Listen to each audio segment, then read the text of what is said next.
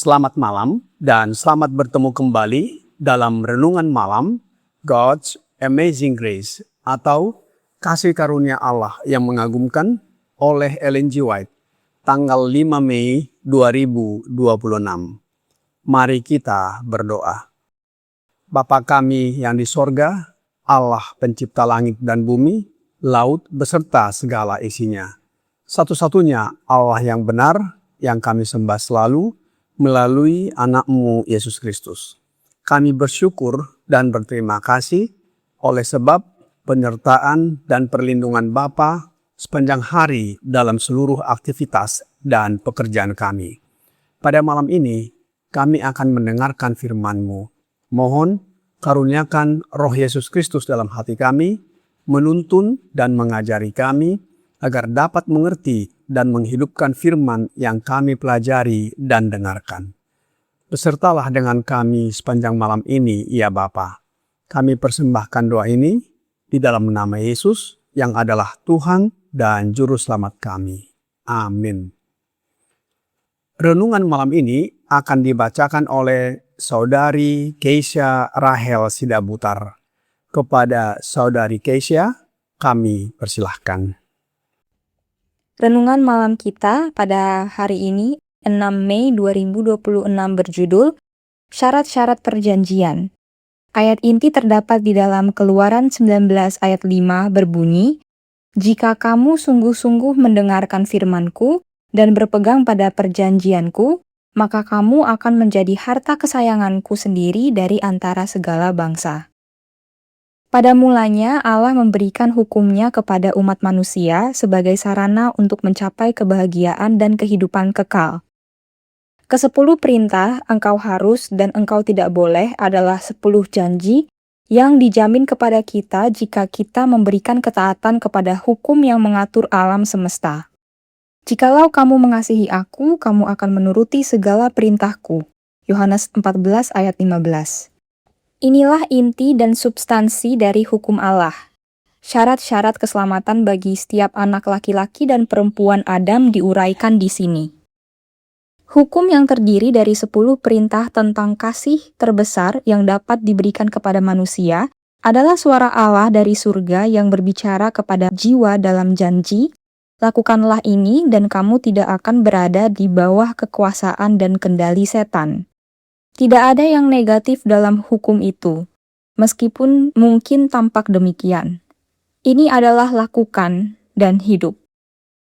Syarat kehidupan kekal sekarang sama seperti yang selalu ada, sama seperti di Taman Eden sebelum kejatuhan orang tua pertama kita. Penurutan sempurna kepada hukum Allah, kebenaran yang sempurna. Jika kehidupan kekal diberikan dengan syarat apapun yang kurang dari ini, maka kebahagiaan seluruh alam semesta akan terancam. Jalan akan terbuka bagi dosa dengan segala kesengsaraan dan penderitaannya untuk diabadikan.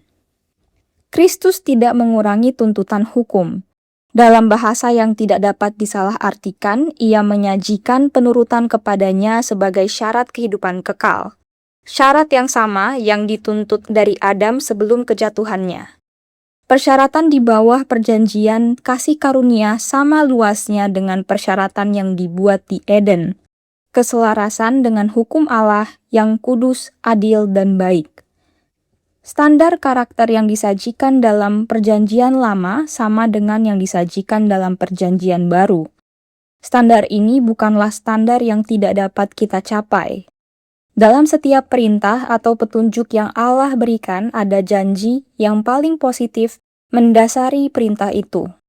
Allah telah membuat ketentuan agar kita dapat menjadi seperti Dia, dan Ia akan mencapai ini bagi semua orang yang tidak menghalangi dengan kehendak yang sesat dan dengan demikian menggagalkan kasih karunia-Nya.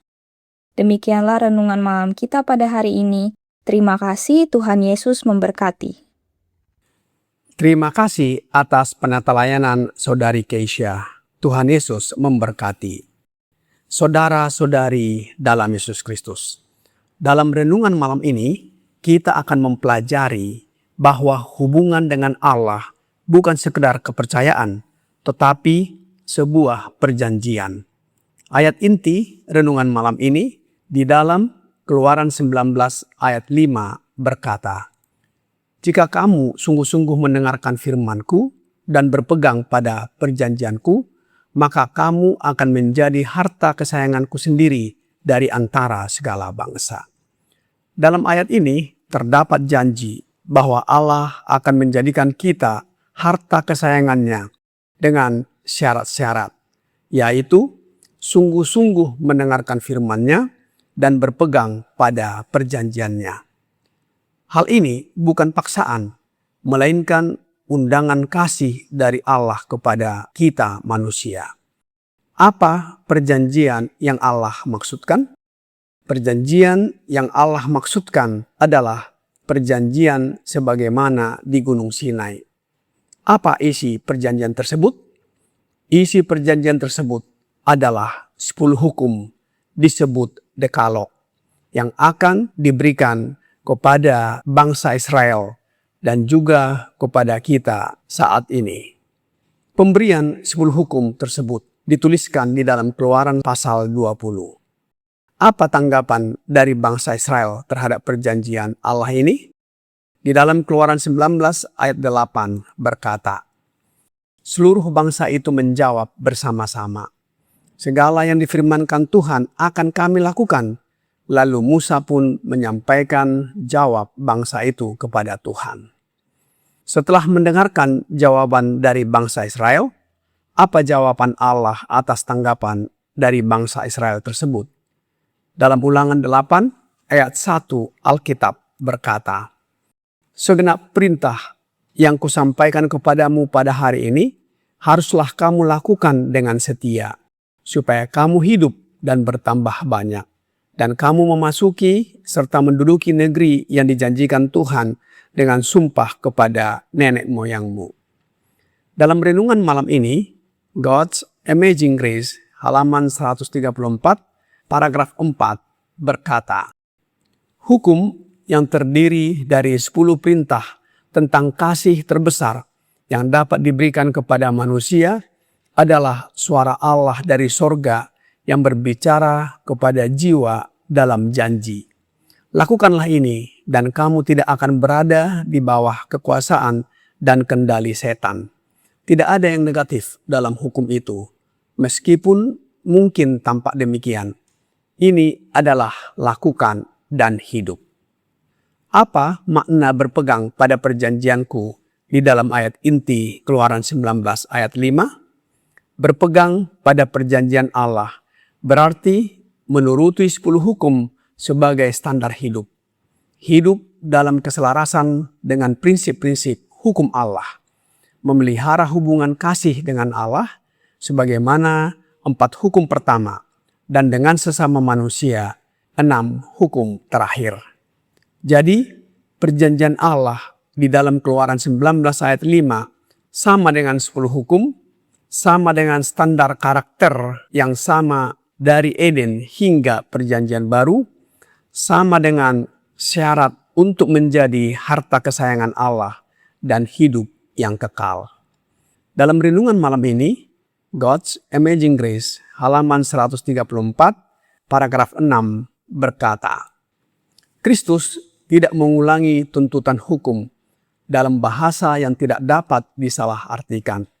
Ia menyajikan penurutan kepadanya sebagai syarat kehidupan kekal, syarat yang sama yang dituntut dari Adam sebelum kejatuhannya.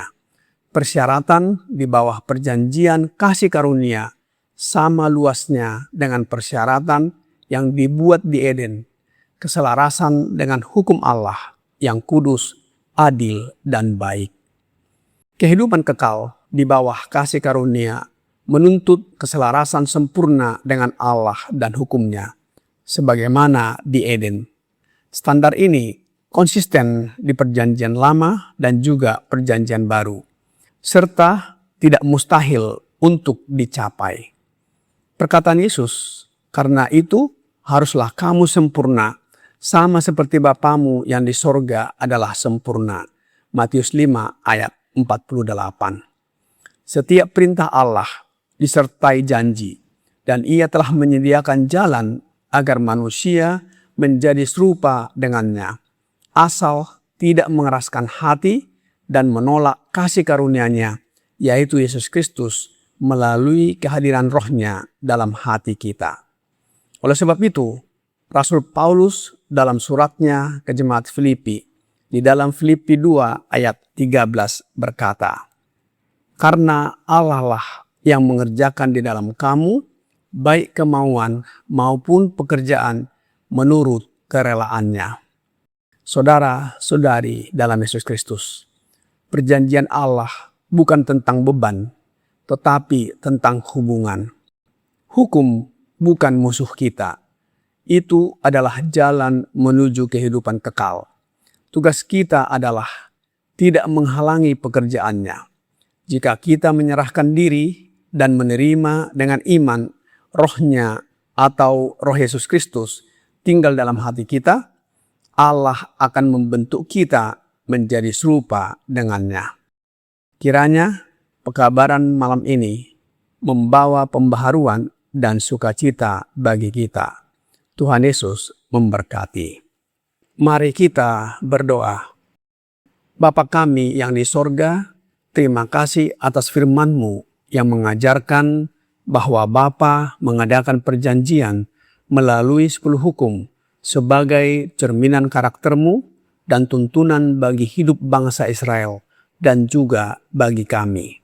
Kami bersyukur karena Engkau juga memberikan Roh Yesus Kristus agar kami dimampukan untuk menuruti hukum dan kehendak-Mu.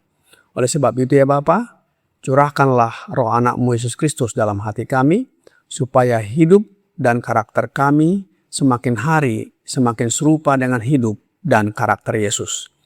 Persiapkan kami untuk menyambut kedatangannya kembali dan masuk ke dalam kerajaan surga. Sepanjang malam ini, kami serahkan hidup kami ke dalam tangan-Mu, ya Bapa. Ampunilah segala dosa dan pelanggaran kami. Kami persembahkan doa ini di dalam nama Yesus, yang adalah Tuhan dan Juru Selamat kami. Amin.